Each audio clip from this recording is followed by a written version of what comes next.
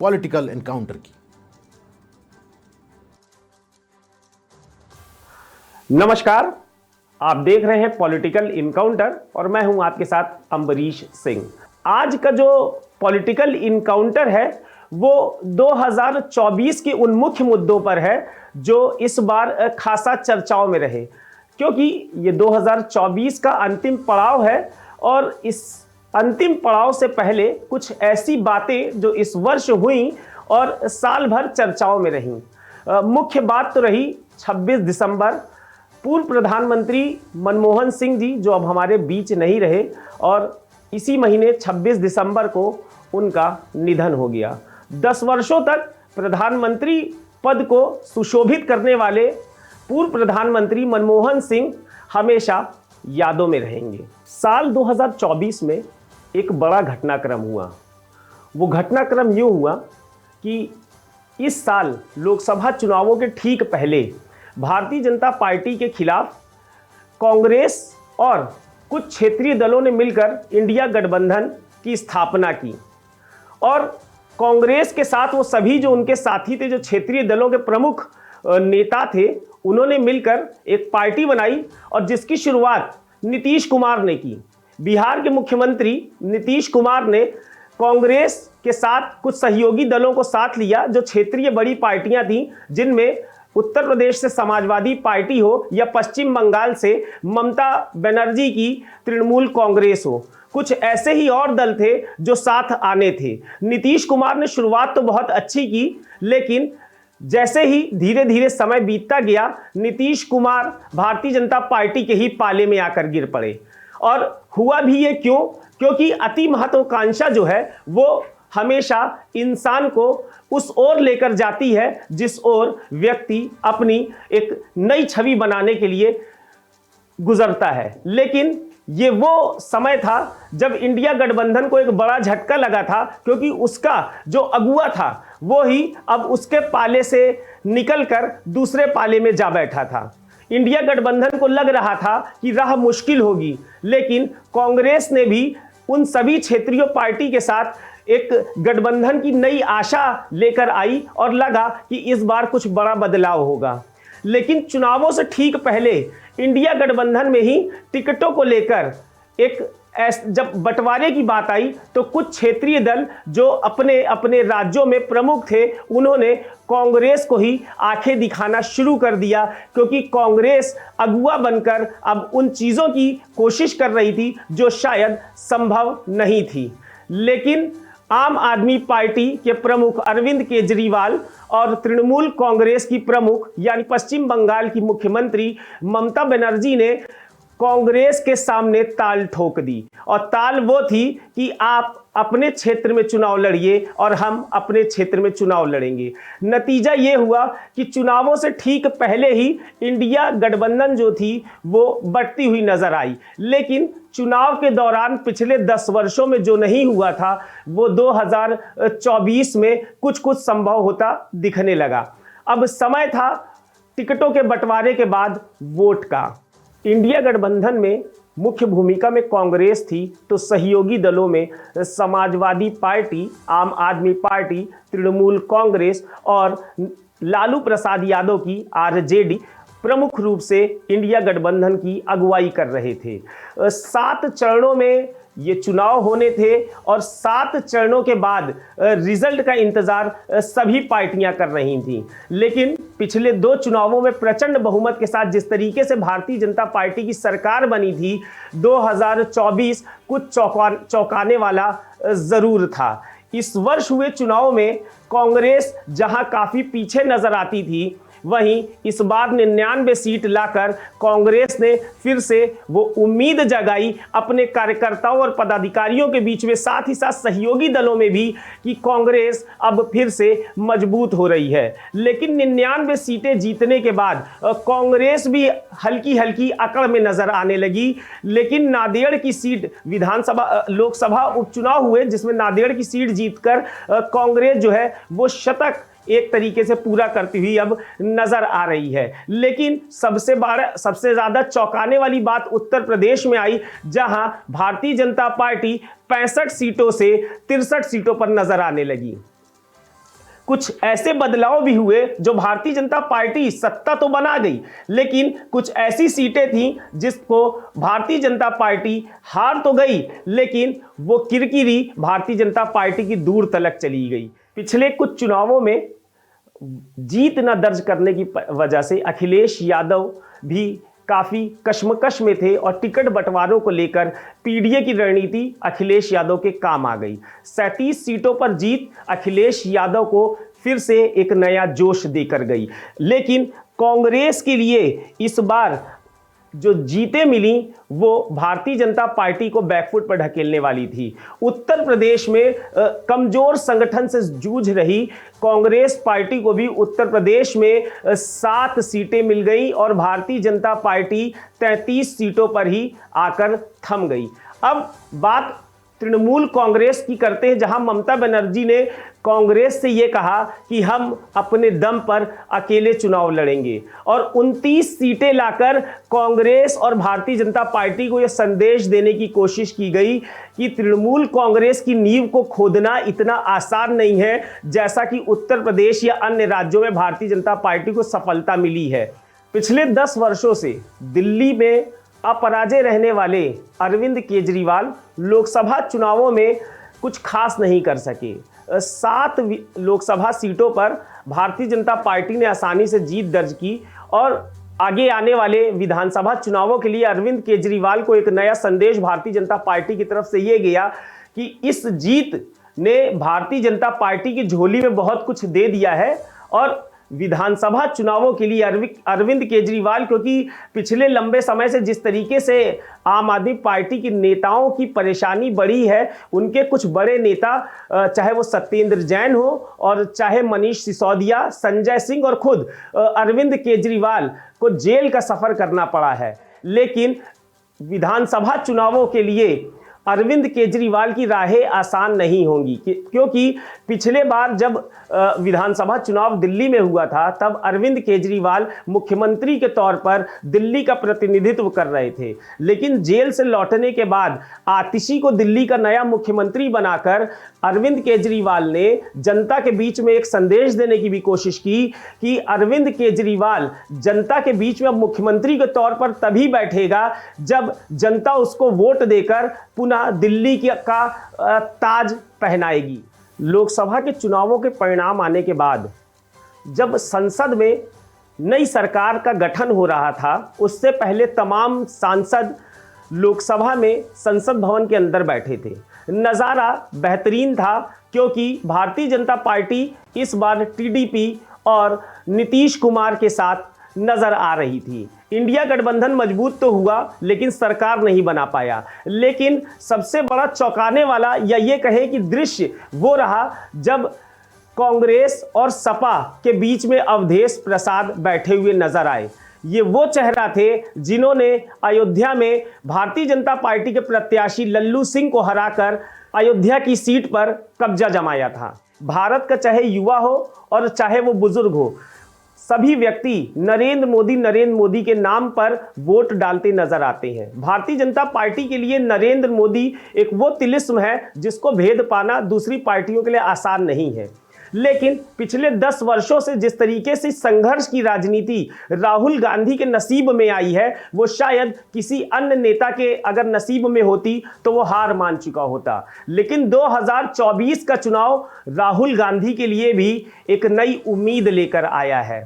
पिछले लोकसभा चुनाव की बात करें तो अमेठी से चुनाव लड़ने वाले राहुल गांधी को स्मृति ईरानी ने वो जोर का झटका दिया था जिससे पूरी कांग्रेस पार्टी के अंदर खलबली मच गई थी, क्योंकि उनका ही योद्धा, उनका अध्यक्ष जब चुनाव हारा तो कांग्रेस के बीच में भी एक संदेश गया कि जब अध्यक्ष चुनाव हार गया तो सरकार बनाने की उम्मीद जो है वो धराशायी हो गई। लेकिन राहुल गांधी के नसीब में वायनाड की वो सीट आई जहां से राहुल गांधी का लोकसभा में जाने का सपना धराशायी होने से बच गया। 2 सीटों पर राहुल गांधी ने चुनाव लड़ा था जिसमें अमेठी में उनको हार नसीब हुई तो वहीं वायनाड में उन्होंने जीत का परचम फहरा दिया। 2024 का चुनाव कांग्रेस पार्टी के लिए फिर से वो अग्नि परीक्षा था। अगर इस अग्नि परीक्षा में कांग्रेस की मिट्टी पलीद हुई होती तो आगे का चुनाव कांग्रेसियों के लिए बहुत मुश्किल हो जाता। कई साक्षात्कार में भी प्रधानमंत्री नरेंद्र मोदी ने यह कह के सनसनी फैला दी कि 2047 तक भारतीय जनता पार्टी के आसपास भी कोई पार्टी दिखती नजर नहीं आ रही है। एक नया भारत, श्रेष्ठ भारत की कल्पना भारतीय जनता पार्टी ने जिस तरीके से की थी, इंडिया गठबंधन के सामने चुनौतियां तो बहुत थीं, लेकिन चूंकि अगुआ होने के नाते कांग्रेस और राहुल गांधी के लिए इस चुनौती को भेद पाना आसान काम तो नहीं था। फिर से 2 सीटों पर चुनाव लड़ने के लिए राहुल गांधी ने बिगुल बजा दिया, लेकिन इस बार जो सीट थी वो हैरान कर देने वाली थी। लगातार राहुल गांधी पर आक्रामक रहने वाली भारतीय जनता पार्टी, खासतौर पर स्मृति ईरानी को लग रहा था कि अमेठी से इस बार फिर से राहुल गांधी दांव खेलेंगे और चुनाव लड़ेंगे, क्योंकि अमेठी की जनता के बीच में भी वो निराशा थी जो स्मृति ईरानी शायद पूरी तरीके से साफ नहीं कर पाई थी। चुनौतियां अधिक थीं, लेकिन चूंकि मार्ग प्रशस्त करना था, अपने साथियों को साथ लेकर चलना था, इसलिए राहुल गांधी भी इस बार काफी बचते हुए नजर आ रहे थे। कोई भी ऐसा स्टेटमेंट कांग्रेस पार्टी की तरफ से नहीं जा रहा था जो भारतीय जनता पार्टी के लिए एक नई उम्मीद लेकर आए। आखिरी तक राहुल गांधी पर कांग्रेस पार्टी दांव नहीं खेल रही थी। भारतीय जनता पार्टी को भी लगने लगा था कि इस बार लगता है उत्तर प्रदेश से कांग्रेस का प्रतिनिधित्व राहुल गांधी नहीं करेंगे। अंतिम छोर तक, अंतिम चरण तक जिस तरीके से सोनिया गांधी और प्रियंका गांधी ही इस बार लोकसभा में नजर आ रही थीं, लग रहा था कि प्रियंका गांधी पर ही दांव कांग्रेस पार्टी खेलेगी, क्योंकि सोनिया गांधी राज्यसभा से सांसद हो चुकी थीं। तो ऐसा लग रहा था कि इस बार राहुल गांधी सिर्फ वायनाड से ही चुनाव लड़ेंगे।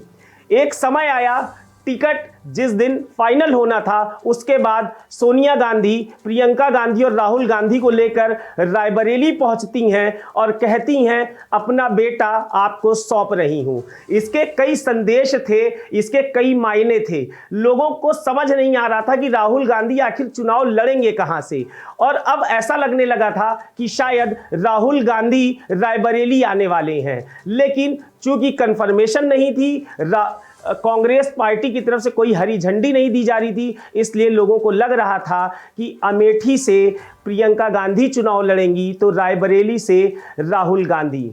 हुआ भी ठीक वैसा ही जैसा कि लोगों को लग रहा था। रायबरेली से राहुल गांधी ने पर्चा भर के भारतीय जनता पार्टी को यह संदेश दिया कि सीट तो बदली है, लेकिन सीट भी वो है जो पारिवारिक है। रायबरेली से लंबे समय से भारतीय जनता पार्टी को जीत नहीं मिल रही है, क्योंकि पारंपरिक सीट होने की वजह से रायबरेली और अमेठी पर लंबे समय से कांग्रेस का कब्जा रहा है। लेकिन 2019 के चुनाव में स्मृति ईरानी ने वो तिलिस्म को तोड़कर एक दूर तलक वो मैसेज भेजा था जिसको 2024 में जनता खुद भेदना चाह रही थी। लेकिन कांग्रेस का प्रतिनिधित्व करने वाले अमेठी से किशोरी लाल शर्मा को 2024 में स्मृति ईरानी के खिलाफ मैदान में कांग्रेस ने उतार दिया।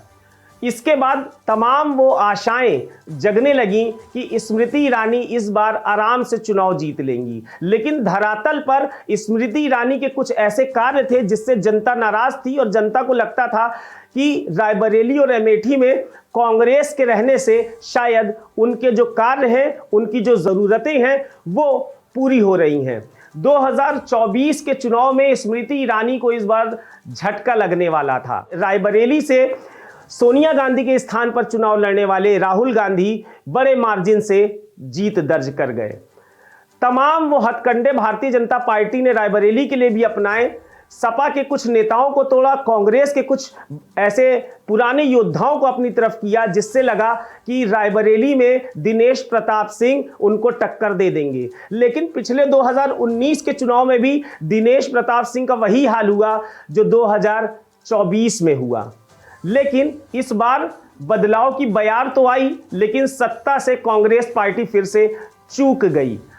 चुनाव के नतीजे आने के बाद भारतीय जनता पार्टी 240 सीटें पाकर सबसे बड़ी पार्टी बनी। कांग्रेस 99 सीटों के साथ दूसरे नंबर पर थी, तो समाजवादी पार्टी 37 सीटें जीतकर इतिहास रच चुकी थी। 1992 में समाजवादी पार्टी का गठन हुआ था और उसके बाद ये 37 सीटें समाजवादी पार्टी के लिए सबसे अधिक सीटें जीतने वाला साल रहा। समाजवादी पार्टी ने देश की तीसरी सबसे बड़ी पार्टी बनकर ये इतिहास तो दोहराया ही, लेकिन एक संदेश भी दूर तक गया कि अखिलेश यादव प्रदेश के नहीं राष्ट्र के भी नेता बनने की ओर अग्रसर है। लेकिन 240 सीटें जीतने के बाद एनडीए के जो सहयोगी दल थे टीडीपी और जदयू, ऐसा लग रहा था कि भारतीय जनता पार्टी कम सीटें तो जीती हैं लेकिन नीतीश कुमार कहीं फिर से पलटी ना खा जाएं। लेकिन चूंकि बिहार में भारतीय जनता पार्टी की सहयोगी दल है और बिहार में भारतीय जनता पार्टी के साथ जदयू की सरकार है, तो ऐसे होने के मायने बहुत कम ही निकाले जा रहे थे। लेकिन तेजस्वी यादव और राहुल गांधी की तरफ से ये लगातार कहा जा रहा था कि पलटू चाचा फिर से हमारे साथ आएंगे। लेकिन टीडीपी ने 16 सीटें जीतकर और जदयू ने 12 सीटें जीतकर भारतीय जनता पार्टी को गठबंधन में अपना सहयोगी बनाना स्वीकार कर लिया और भारतीय जनता पार्टी की तीसरी बार सरकार बन गई। कांग्रेस पार्टी का 2024 में दूसरे नंबर की पार्टी बनने के बाद राहुल गांधी एक ऐसे चेहरे के रूप में उभरते हुए देखे जा रहे थे जिन्होंने 2 सीटों पर जीत दर्ज कर भारत में एक नया संदेश दिया। हालांकि आम आदमी पार्टी के साथ सुलह होती नजर नहीं आ रही। लोकसभा चुनाव के बाद विधानसभा चुनाव अब दिल्ली में होने हैं, लेकिन दिल्ली चुनाव से पहले ही सभी 70 सीटों पर अरविंद केजरीवाल ने प्रत्याशी उतार दिया है। तो वहीं कांग्रेस ने भी इस जलते दिए में एक नया उजाला सा पेश किया है और मुकाबले को त्रिकोणीय बना दिया है। लेकिन आम आदमी पार्टी हो या तृणमूल कांग्रेस, दोनों ही कांग्रेस की खिलाफत करते हुए शुरू से नजर आ रहे हैं। उनका कहना है कि अगर कांग्रेस के हाथ में इंडिया गठबंधन की चाबी दे दी गई तो कांग्रेस हमेशा वही करेगी जो वो करना चाहती है। और इसी के लिए अब आम आदमी पार्टी ने पिछले दिनों एक प्रेस कॉन्फ्रेंस करके ये मैसेज भी देने की कोशिश की अपने सहयोगी दलों के बीच में, जो कि इंडिया गठबंधन के सदस्य हैं, कि इंडिया अलायंस का अगुवा जो है वो कांग्रेस है। कांग्रेस इंडिया अलायंस को रिप्रेजेंट करता है और यही एक तीखी बहस की वजह भी है, क्योंकि कांग्रेस सहयोगी दलों के साथ शायद वो काम नहीं कर पा रहा है जो उसे करना चाहिए था। भारतीय जनता पार्टी के अंदर डिसिप्लिन बहुत बड़ा एक सब्जेक्ट है। भारतीय जनता पार्टी के जो सहयोगी दल हैं, वो चाहे अपना दल हो, चाहे जदयू हो, चाहे टीडीपी हो, चाहे फिर उत्तर प्रदेश की बात करें तो निषाद पार्टी हो और या फिर सुभाषपा हो, हमेशा देखा गया है कि कोई भी फैसला भारतीय जनता पार्टी का लाकमान अगर करता है तो उस पर उंगली नहीं उठाई जाती है।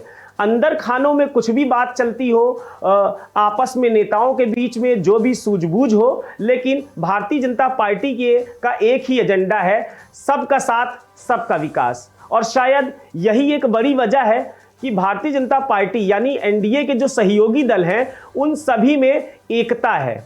पिछले 10 वर्षों से यानी कि 2012 से 2017 तक अखिलेश यादव यानी समाजवादी पार्टी की सरकार तो सत्ता में रही, लेकिन 2014 में जब से नई भारतीय जनता पार्टी का उदय हुआ, यानी कि प्रधानमंत्री नरेंद्र मोदी के रूप में जब से भारतीय जनता पार्टी को वो चेहरा मिला जिसने भारत में एक नई उम्मीद जताई, उसके बाद से ही तमाम विपक्षी नेता जो है वो कराह रहे हैं। विपक्षी पार्टियां भी पूरा जोर शोर लगा रही हैं, लेकिन सफलता हाथ नहीं लग रही है।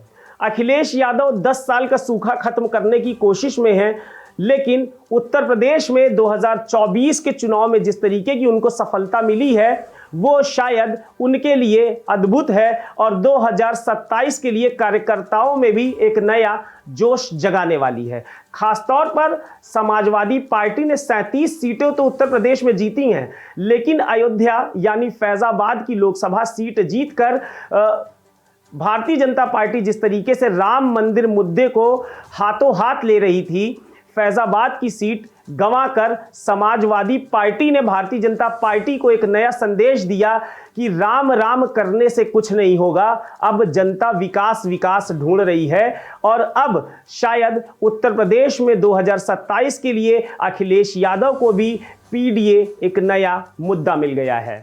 राहुल गांधी की सारथी यानी प्रियंका गांधी वाड्रा 2014 के बाद से, खास तौर पर 2017 से उत्तर प्रदेश में विधानसभा चुनाव के पहले जिस तरीके से प्रियंका गांधी को एक्टिव किया गया था, उससे लग रहा था कि शायद प्रियंका गांधी को कांग्रेस का नया पुरोधा घोषित किया जाए। लेकिन राहुल गांधी का चेहरा रहा और प्रियंका गांधी उनको हमेशा सपोर्ट करती नजर आई। 2022 के विधानसभा चुनाव में प्रियंका गांधी उत्तर प्रदेश में खासी एक्टिव रहीं और लड़की हूं, लड़ सकती हूं का नया नारा देकर उन्होंने उम्मीद जताई कि महिलाओं की जो भागीदारी है अगर उसको बढ़ाएंगे तो शायद कांग्रेस पार्टी को उत्तर प्रदेश में फायदा होगा।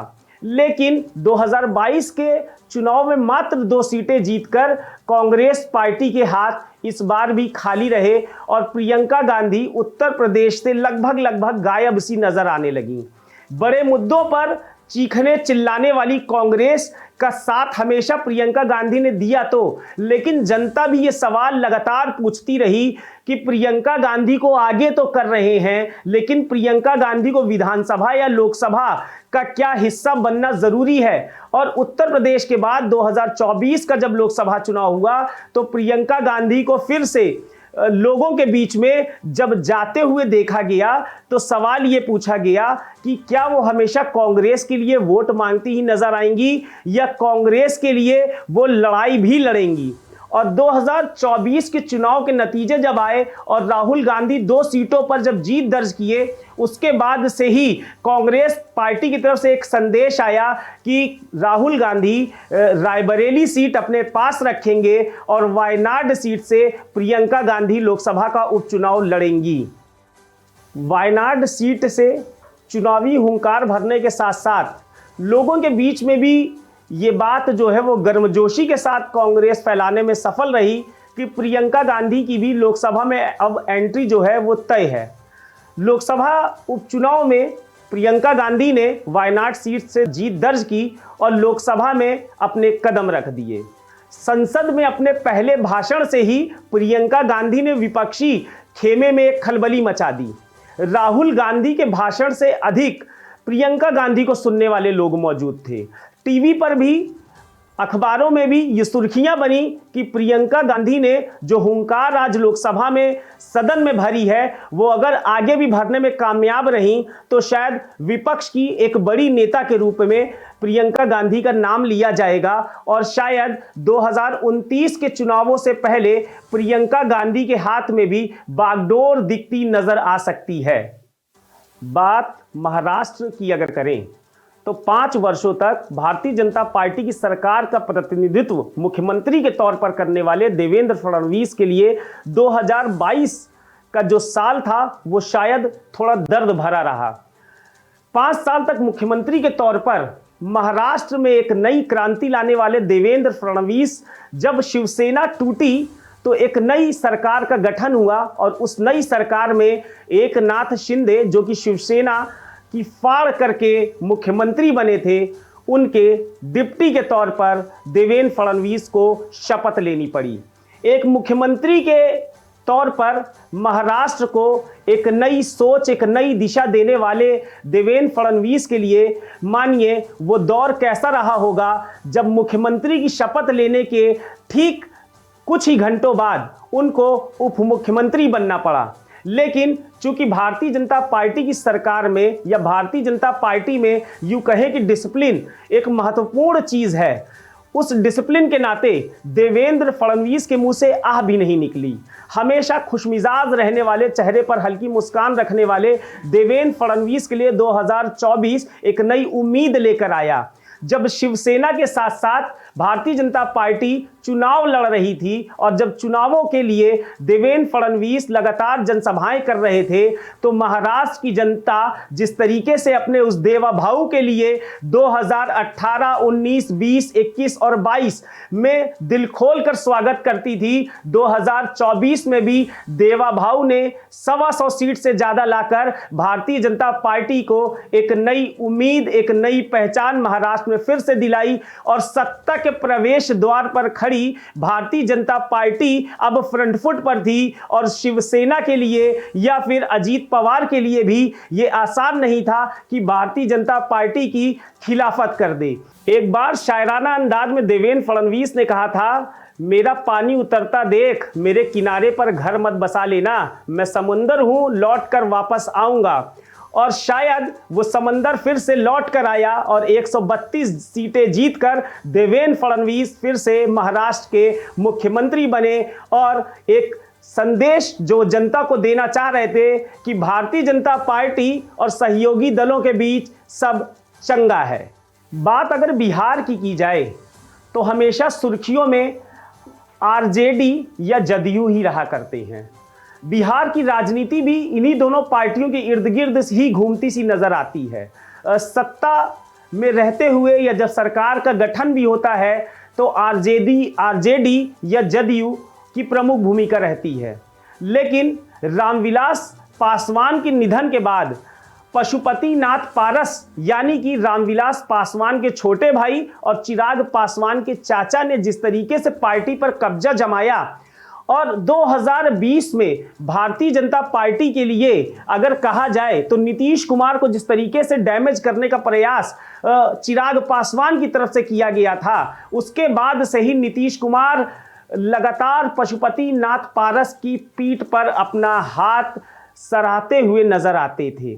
लेकिन 2024 के चुनाव में 5 सांसद देने वाले चिराग पासवान के लिए 2024 एक नया उजाला दे गया है। चिराग पासवान केंद्र में मंत्री भी बन चुके हैं और पशुपति नाथ पारस के लिए भी कभी ऐसे शब्द उनकी जबान से नहीं निकले हैं। 2024 वैसे तो राजनीति में एक नया प्रकाश भी आया तो कुछ के लिए सियासी संकट भी छाए रहे, लेकिन कुछ ऐसे नेता रहे जो फिर से प्रकाश में आए हैं, जिनका फिर से उदय हुआ है। वो चाहे उमर अब्दुल्ला की बात करें या फिर चंद्रबाबू नायडू की बात करें और या फिर पिछले दिनों झारखंड मुक्ति मोर्चा में नई सरकार का गठन हुआ। हेमंत सोरेन के रूप में फिर से वही मुख्यमंत्री झारखंड की राजनीति में नजर आया जो काफी लंबे अरसे से परेशान था, जेल में भी रहे और नई नई परेशानियां, नए नए संकट को झेलने के बावजूद झारखंड मुक्ति मोर्चा ने आस नहीं छोड़ी और 2024 के चुनाव में विधानसभा में झारखंड मुक्ति मोर्चा ने झारखंड में एक नया आदिवासी मुख्यमंत्री हेमंत सोरेन के रूप में, जो कि लंबे समय से झारखंड के सरकार में भी मुख्यमंत्री के तौर पर काबिज है, उसके सर पर ही ताज झारखंड की जनता ने फिर से सजा दिया। 2024 की कुछ खट्टी मीठी यादें हैं और जो जीवन भर रहेंगी, लेकिन 2024 जाते जाते एक ऐसा जख्म देकर गया है शायद जिसका मरहम नहीं है। डॉक्टर मनमोहन सिंह ने प्रधानमंत्री के तौर पर जिस तरीके से भारत की आर्थिक मुद्दों पर हमेशा आगे रहने वाले डॉक्टर मनमोहन सिंह अब हमारे बीच में नहीं है। 2025 में हम प्रवेश करने जा रहे हैं, लेकिन कुछ नए मुद्दे ऐसे हैं जिनकी तलाश आगे भी जारी रहेगी। पिछले दिनों लोकसभा में वन नेशन वन इलेक्शन के बिल पर काफ़ी चर्चा होती रही। वन नेशन वन इलेक्शन के मुद्दे पर तमाम पार्टियों की अपनी अपनी अलग राय है, अपने अलग तर्क हैं। 2025 में फरवरी में दिल्ली के भी चुनाव होने हैं। इस बार दिल्ली के चुनाव से ठीक पहले मुख्यमंत्री के तौर पर आतिशी काबिज हैं। भारतीय जनता पार्टी हो या कांग्रेस हो, दोनों ही अपने लंबे सूखे को खत्म करने की कोशिश में है। 10 साल से कांग्रेस दिल्ली की सत्ता से दूर है, तो वहीं भारतीय जनता पार्टी 26 वर्षों से दिल्ली की सत्ता पाने के लिए आतुर है। अरविंद केजरीवाल के रूप में जनता ने पिछले 10 वर्षों में जिस तरीके से दिल्ली में आम आदमी पार्टी की सरकार बनाई है, उससे ये लगता है कि आगे आने वाले दिनों में भी मुकाबला त्रिकोणीय रहेगा। लेकिन 2025 से पहले जो आम जनमानस है वो क्या सोचता है, इस विषय पर भी बात जरूर होनी चाहिए, क्योंकि मंदिर मस्जिद का जो मुद्दा है, जो जात पात धर्म का भेदभाव है, उससे निकलना हर व्यक्ति अब चाहता है। हर व्यक्ति अब चाहता है कि विकास हो, हर व्यक्ति चाहता है कि शिक्षा मजबूत हो, और हर व्यक्ति चाहता है कि स्वास्थ्य जो है वो बेहतर हो। नई ऊर्जा, नया प्रकाश लेकर 2025 आएगा।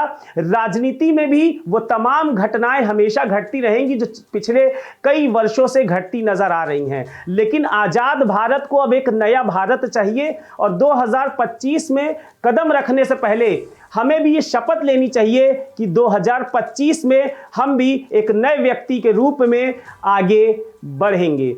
अगले एपिसोड में, यानी कि 2025 में कदम रखने के बाद जब हम राजनीतिक इनकाउंटर लेकर आएंगे, तो ऐसे मुद्दों पर भी प्रकाश डालेंगे जो शायद आपको अन्य जगहों पर देखने को नहीं मिलती है।